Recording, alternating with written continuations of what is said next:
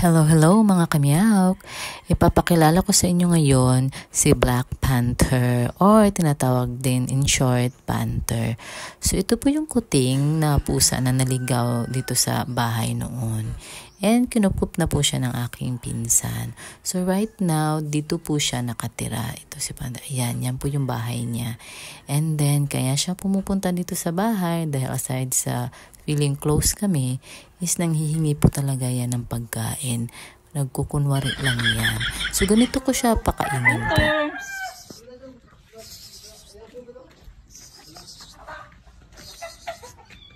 Dali! Dali! Ay, ang kulit. Ay, sis, dalay mo, oh. Dali. Magiging kup-kup ko na rin to si Panther. Parang ampun ko na rin to dahil nga madalas wala yung pinsan ko pag wala siya. So kami yung nagpapakain kay Panther. So hindi ko naman pwedeng pahayaan yun kasi diba ang cute-cute niya. Tsaka si Panther medyo makapal yung mukha. Charot. So that would be all. Expect Panther, more of Panther sa mga susunod ko mga reels and videos. That would be all. Bye!